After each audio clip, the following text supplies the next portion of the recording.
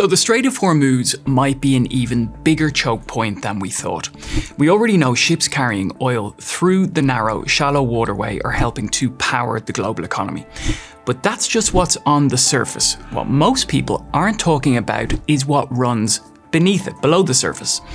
High-speed internet cables crisscross the seabed here, carrying critical data to the Gulf region and beyond. And in the context of a tense, three-cornered standoff between the United States, Israel, and Iran, it's not hard to connect the dots. So does the location of these cables give anyone leverage over yet another vital regional and global lifeline? How vulnerable is the world's data to disruption in the Strait of Hormuz? So absolutely, if any of these cables are damaged, they will have knock-on effects for countries beyond the region. That's Eric Brown. He's a trade and technology expert and a non-resident researcher at Carnegie Endowment for International Peace. Now, I asked Eric if Iran could use these cables as leverage in its hybrid war. I think the threats that Iran has been posing in recent weeks to try to generate revenue from the subsea cables that are traversing the Strait of Hormuz, those seem a little far-fetched to me. In some ways, I see this as a bit of a veiled threat that they're saying we're willing to impose damage to these forms of infrastructure that are vital to AI build out in the region, that are important for other forms of data and financial transactions.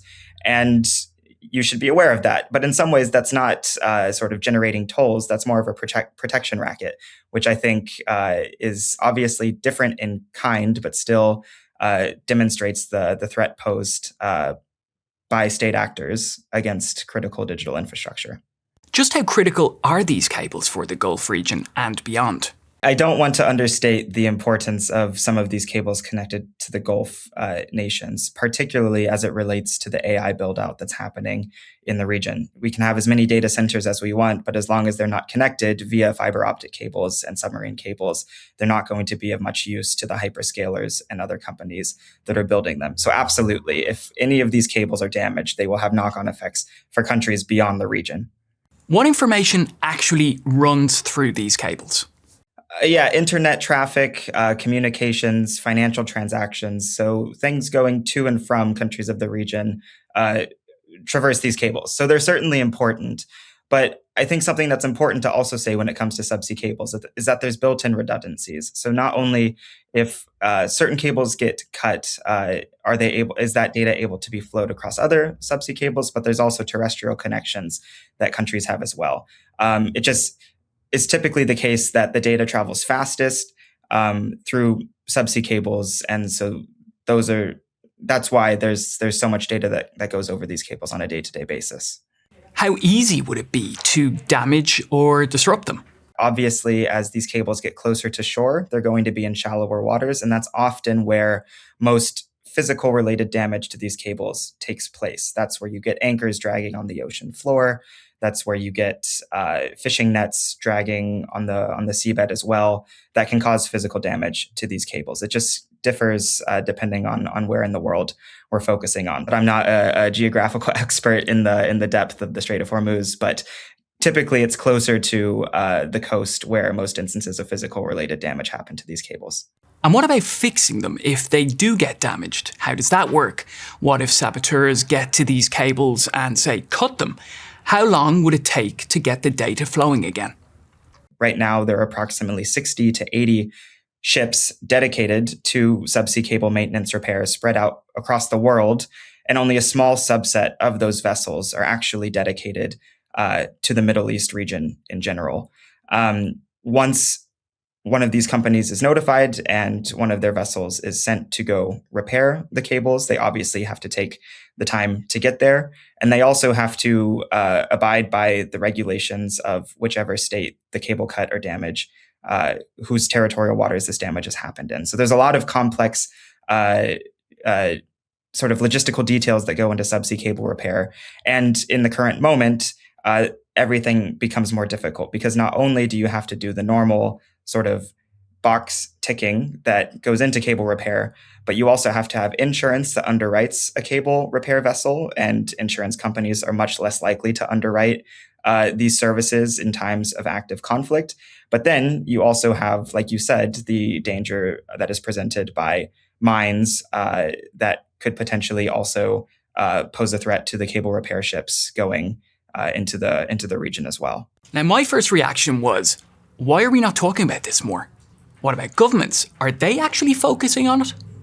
Yeah, governments are absolutely talking about this. I think ever since the explosion of the Nord Stream 2 pipeline, critical undersea infrastructure has really come to the fore in discussions surrounding the protection of infrastructure and also responding to so-called hybrid attacks, which fall under the threshold of kinetic warfare.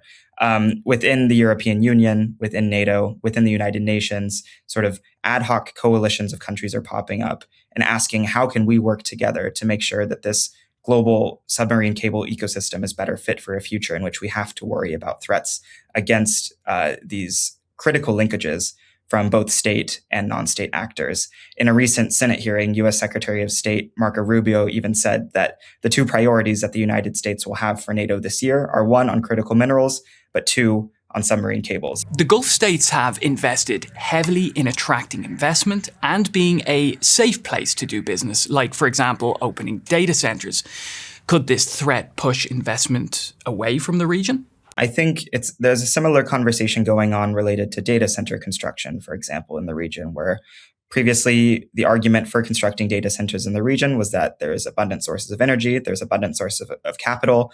These are countries relatively aligned, for example, with the United States geopolitically. And so therefore they seemed like good candidates to build out this infrastructure and for large US tech companies. I think the same can be said for the submarine cable infrastructure that once again is connecting a lot of these data centers. Now that Iran, a country in the region, is openly threatening damage or charging fees related to this submarine cable infrastructure, I think that has to lead to at least raising the question of, do we want to make a serious bet on this infrastructure of the digital future to go through this region? Right now, I don't think there are a ton of alternatives. And so I think that also raises complications with that question.